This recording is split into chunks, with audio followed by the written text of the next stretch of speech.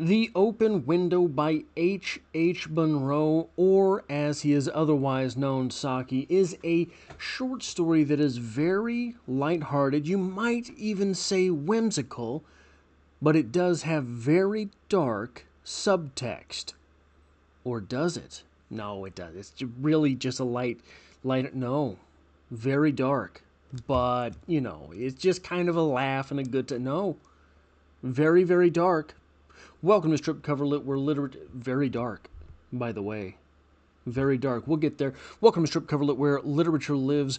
I am Adrian Fort, and we are here for another short story discussion, which will appear, of course, in the short story discussion playlist, cruising towards 150 videos strong. The short story in question today is The Open Window by H. Munro, or Saki, however it is that you want to refer to this author. Now, this video will have 3 sections: a So What Happened recap of the story, then we will have a literary criticism section where we talk about the literary goings-on in the story, and finally a writer's corner where we talk about some of the stuff that we can take from this short story as writers ourselves. So, what happened? Frampton Natel has moved away from the city life due to his nerves and his health. Worried for him, his sister, who had previously lived in the region that he is going to, has sent him with letters of introduction. A bit strange for our time, but in previous epoch, I suppose that it was maybe something to do. And he is ready to give one Mrs. Stapleton a letter of introduction, on whom, Mrs. Stapleton, he is waiting, and while he's waiting, he is talking to Vera, a young girl, her niece, and they're having a little bit of small talk, but they're not really having any small talk at all, because what's happening is Frampton is kind of talking himself out of talking at all. And Vera seems put off by the silence, so she decides to talk instead. And she says to him, your sister, she moved away from here right before the tragedy. And Frampton says, the tragedy? And she says, yeah, that's right. You see that open window there? 3 years ago, my Auntie Stapleton's husband and her 2 brothers and her dog went through that window, which should have sent some red flags off right there. They went through that window hunting, but it was such a bad season, the conditions were so poor, they never came back. And in fact, the conditions were so poor, they never even found the bodies.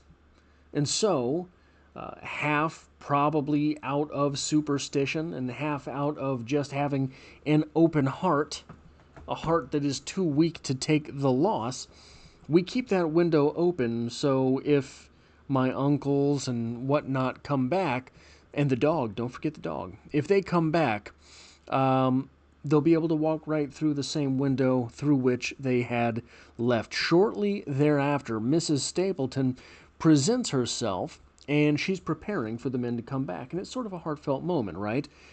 This lady, 3 years after all of these people had disappeared, she still sets the table, etc. for them. She still opens the window, hoping on their return. And Mrs. Stapleton and Frampton get into some conversation. But moments later, 3 men and a dog start coming up the way. And sure that he's seeing ghosts, Frampton bolts. The men get back and say, who was that? What was going on? And Mrs. Stapleton said, well, he was a nice enough guy, but he really only talked about his illness.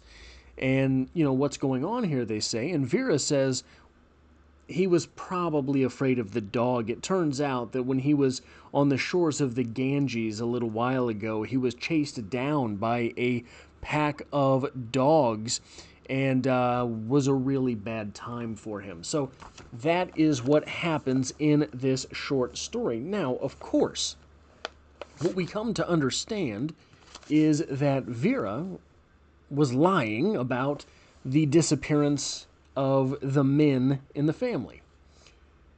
And then when the men get back and Frampton bolts, she's lying about the fact that he had a bad interaction with dogs along the shores of the Ganges. So we understand Vera. Vera is the one making things move in this short story. Now, literary criticism. The first thing I have down there is the canon. What do I mean by that? I think that this short story would be a more important short story. That is, you would have to read this in so many more English literature classes. There would be so many more papers written on this story, etc. Had that second story from Vera never happened. Why do I say that? Well, once we get the second story from Vera, and look, I'm not saying that it should not have happened in the story. I really like this story. I'm just saying that this is sort of a look in to what it is that makes literary fiction literary fiction.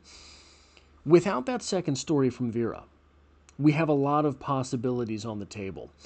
Number one, the guys coming back and that dog, they're ghosts, right? They could be. Number two, they don't really exist at all.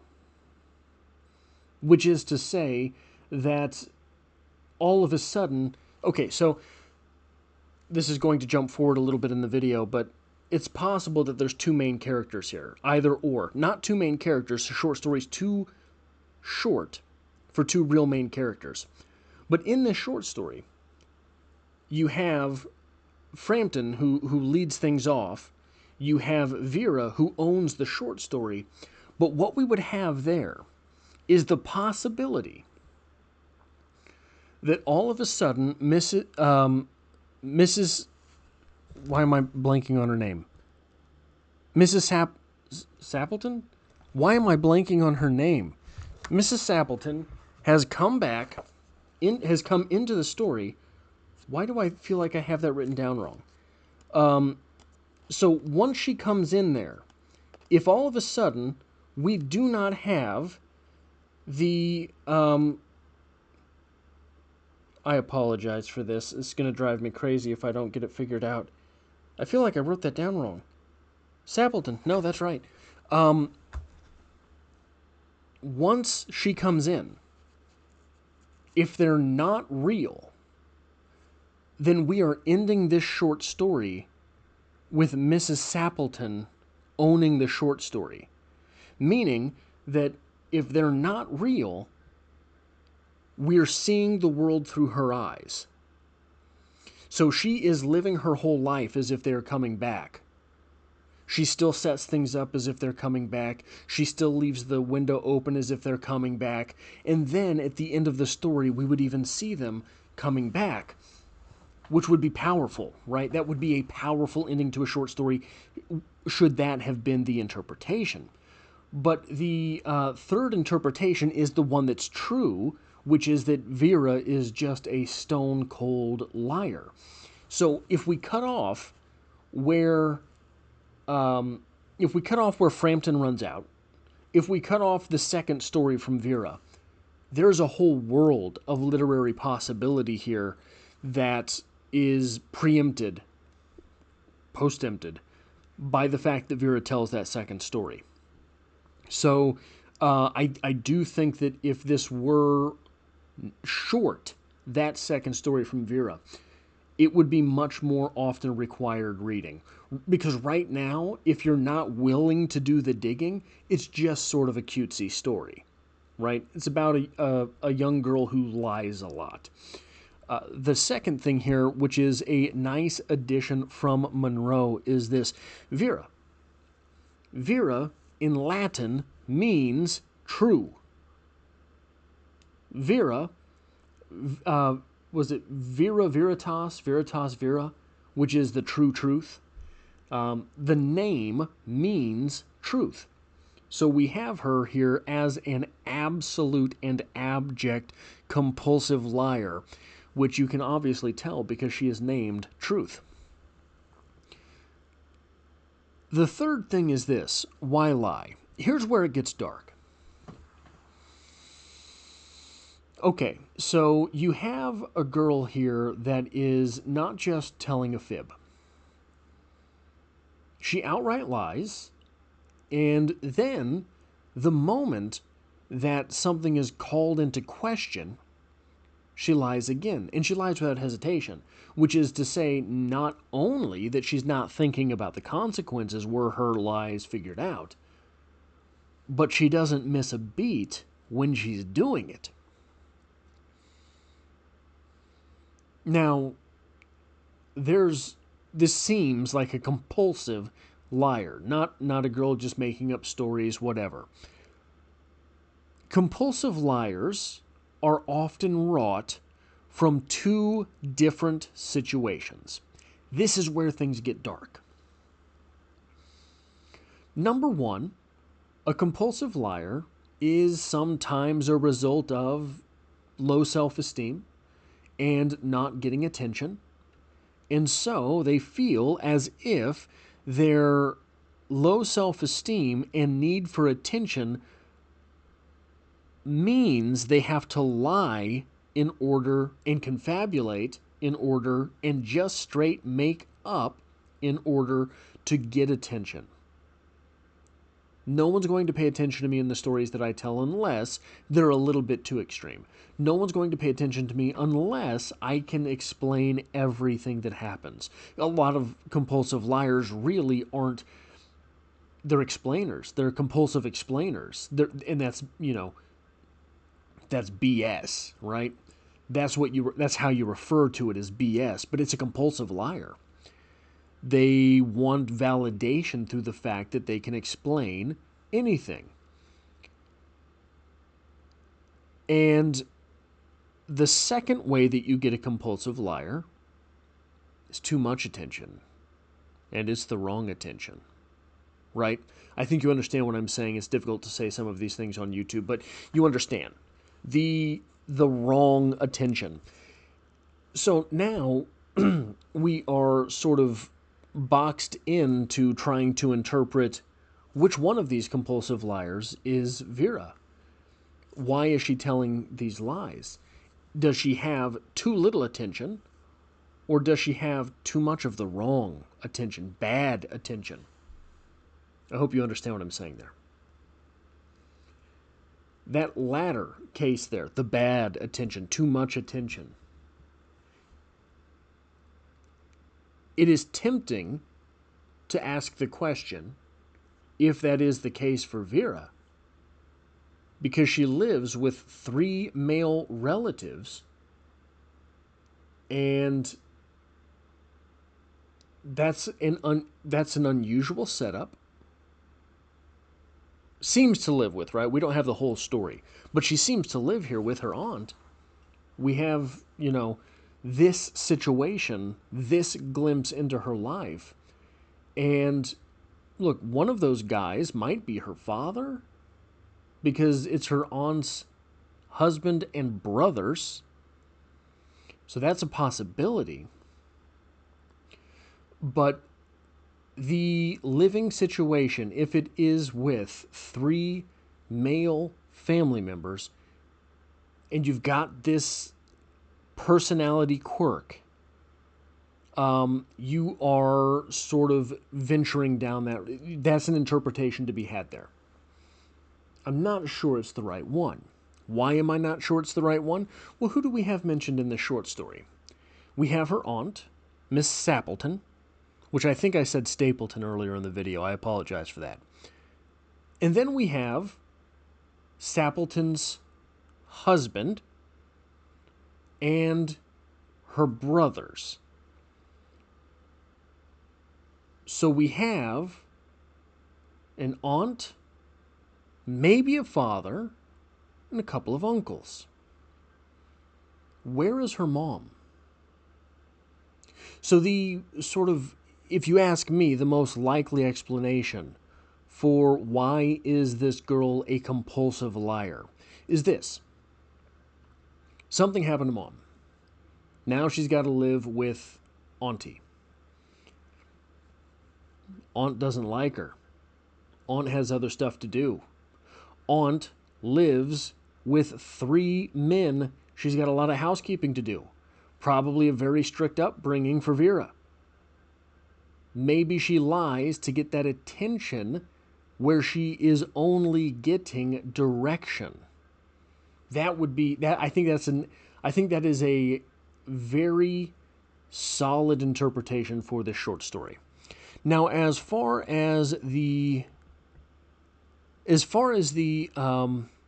literary criticism is concerned, the last point that I have is this. There's 2 characters in this story you care about. I don't think you really care about the aunt.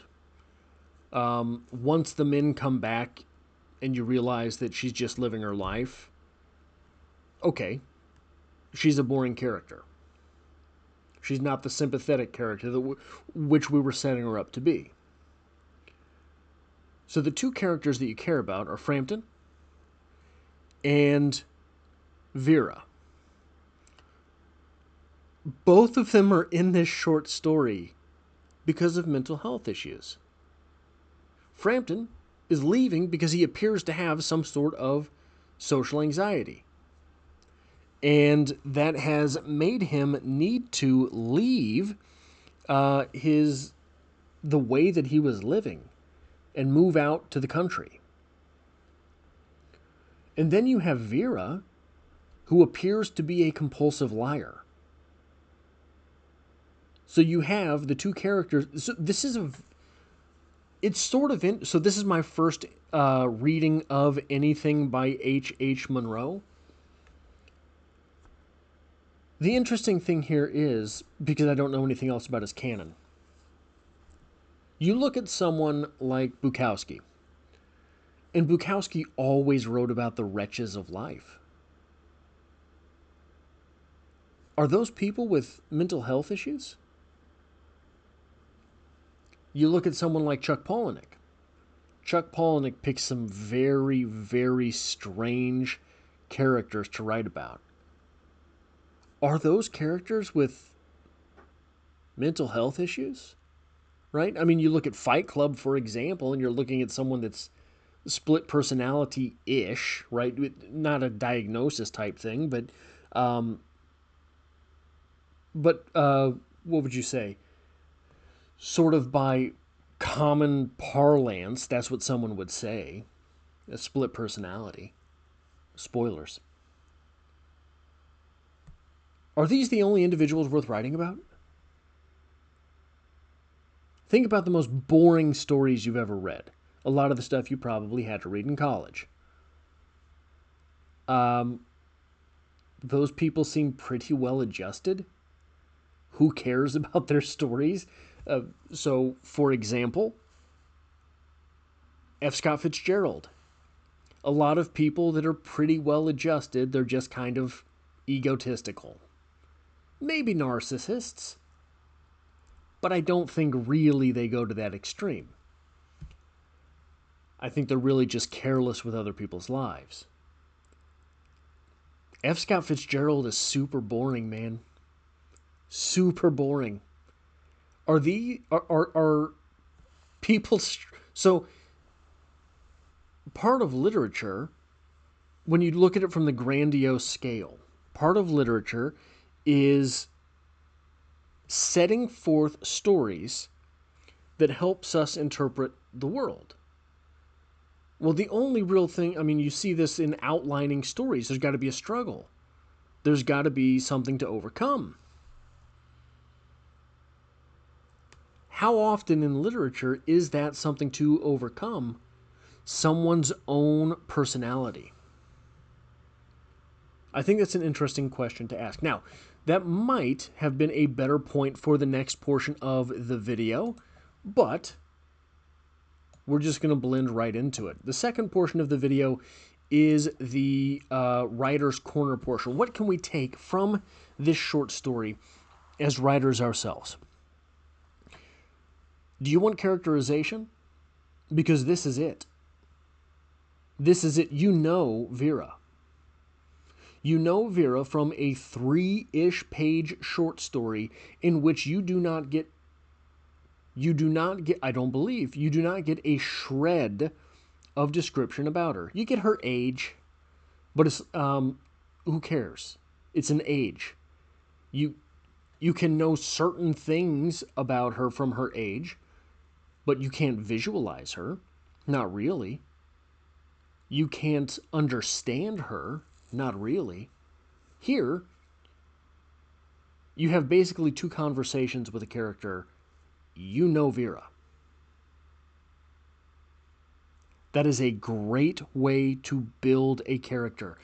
If this were the first 3 pages of a novel, you would know Vera for the entire novel. Think about that. What can your characters do immediately in a story that allows your reader to identify that character and carry that character with them through the entire story, so that by the point in the story where the character changes, it means something.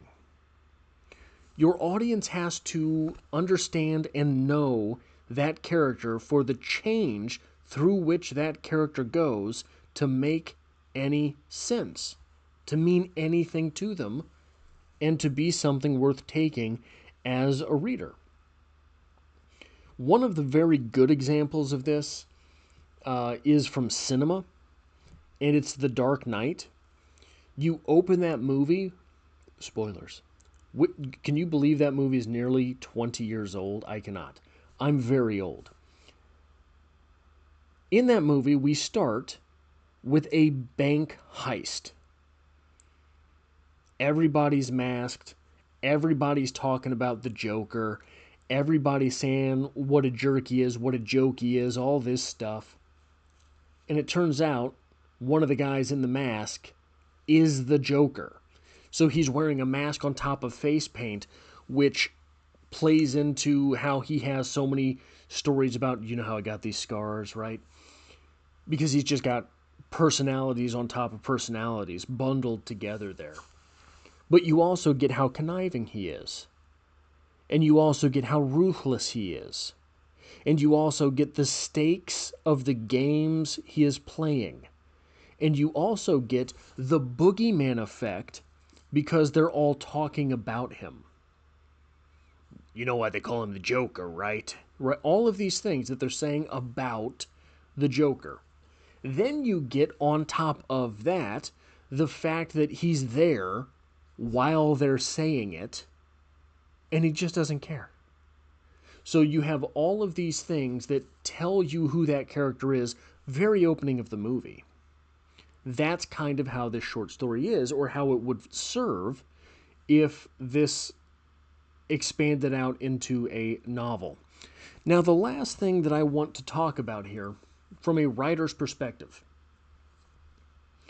to whom does this story belong? Whose story is this? We start with Frampton. Normally, it's a pretty good indicator. When you start with a character, that story belongs to them.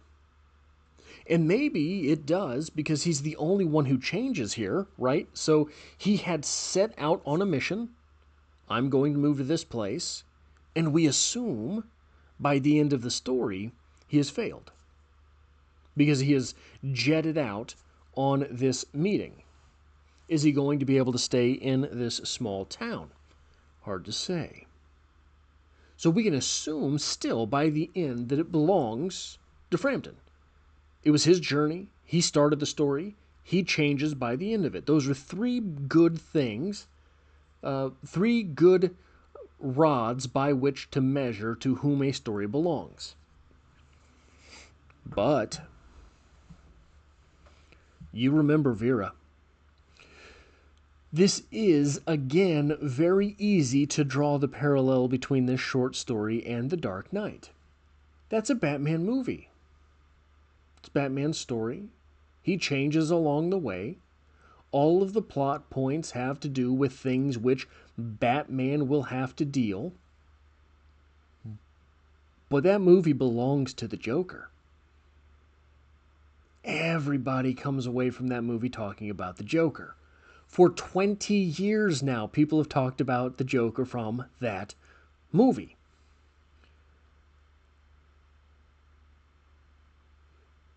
If you read this story and you're talking about Frampton at the end of it, I don't know where you spent your time. If you watched The Dark Knight and you were talking about Batman by the end of it, I don't know what movie you watched. It is an interesting dynamic for a writer. It says you did some things pretty good, right? If there's two characters that, hey, this could be their story, that means you have some strong characters. If the wrong one is the one who owns the story, it's a difficult sell. So how do you weigh those things? You want to have a compelling villain, right? And that's what Vera is here. Like, it's strange to say, Vera's the bad guy of this short story, right? Vera sets up the obstacles. Vera strikes down the main character, strikes down the protagonist, strikes down the primary mover. So she's the bad guy. So it's just an interesting dynamic and something worth thinking about as a writer. That is what I have for this short story discussion. If you like or appreciate what it is that I do here, hitting a like button really does help me out, as it tells YouTube to share this video with other literature lovers. If you find yourself here by chance but not design, literature is the only thing I talk about on this channel, dropping multiple videos every single week. There is poetry every Monday, and as always, I hope to have you back for the next one.